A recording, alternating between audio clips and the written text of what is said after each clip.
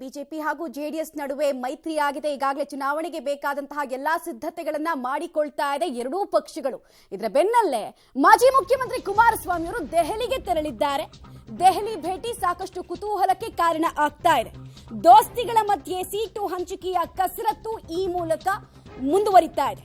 ಸಂಜೆ ಅಥವಾ ನಾಳೆ ಬಿಜೆಪಿ ವರಿಷ್ಠರ ಜೊತೆಗೆ ಎಚ್.ಡಿ. ಕುಮಾರಸ್ವಾಮಿ ಅವರು ಚರ್ಚೆಯನ್ನ ಕೂಡ ನಡೆಸಲಿಕ್ಕಿದ್ದಾರೆ. ರಾಜ್ಯಸಭೆಯ ಚುನಾವಣೆ ಜೊತೆಗೆ ಲೋಕಸಭೆ ಸೀಟು ಹಂಚಿಕೆ ಬಗ್ಗೆ ಚರ್ಚೆಯನ್ನ ನಡೆಸಲಿಕ್ಕಿದ್ದಾರೆ ಅನ್ನೋದು ಗೊತ್ತಾಗ್ತಾ ಇದೆ. 27ನೇ ತಾರೀಕು ರಾಜ್ಯಸಭೆ ಎಲೆಕ್ಷನ್ ಇದೆ.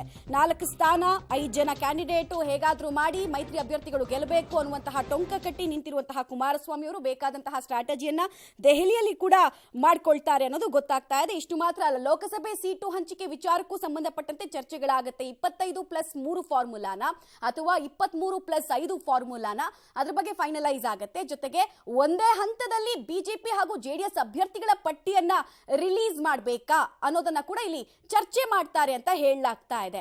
ಲೋಕಸಭೆ ಎಲೆಕ್ಷನ್ಗೆ ಇನ್ ಜಸ್ಟ್ ಇರೋದು 2 ತಿಂಗಳು ಮಾತ್ರ. ಸೊ ಈಗಲೂ ಕೂಡ ಇನ್ನು ಅಭ್ಯರ್ಥಿಗಳು ಯಾರು ಅನ್ನೋದು ಗೊತ್ತಾಗ್ತಾ ಇಲ್ಲ. ಸಂಭವ್ಯರ ಪಟ್ಟಿ ಮಾತ್ರ ಅಲ್ಲಿ ಇಲ್ಲಿ ಓಡಾಡ್ತಾ ಇದೆ.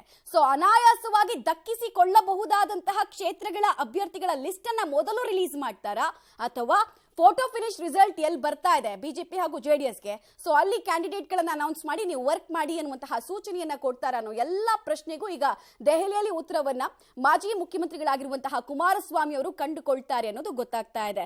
ಇನ್ನು ಎಷ್ಟೊತ್ತಿಗೆ ಟೈಮ್ ಕೊಟ್ಟಿದ್ದಾರೆ ಬಿಜೆಪಿ ವರಿಷ್ಠರು ಅನ್ನೋದು ಗೊತ್ತಾಗಿಲ್ಲ. ಇವತ್ತು ಸಂಜೆ ಅಥವಾ ನಾಳೆ ಬೆಳಗ್ಗೆ ಅಷ್ಟೊತ್ತಿಗೆ ಬಿಜೆಪಿ ವರಿಷ್ಠರನ್ನ ಭೇಟಿಯಾಗಿ ಈ ಮೈತ್ರಿಗೆ, ಅದರಲ್ಲೂ ಸೀಟ್ ಹಂಚಿಕೆಗೆ ಒಂದು ಸ್ವರೂಪವನ್ನ ಕೊಡೋದಕ್ಕೆ ಉತ್ಸಾಹವನ್ನ ತೋರಿಸ್ತಾ ಇದ್ದಾರೆ ಕುಮಾರಸ್ವಾಮಿ ಅವರು. ಈಗಾಗಲೇ ಹಲವು ಹಂತಗಳಲ್ಲಿ ಕೊಡುಕೊಳ್ಳುವಿಕೆ ಕೂಡ ಆಗ್ತಾ ಇದೆ. ಎರಡೂ ಪಕ್ಷಗಳ ಮಧ್ಯೆ ಎಲ್ಲಿ ಯಾರನ್ನ ನಿಲ್ಲಿಸಿದ್ರೆ ಗೆಲ್ತಾರೆ ಅಂತ ಚರ್ಚೆಗಳಾಗ್ತಾ ಇದೆ.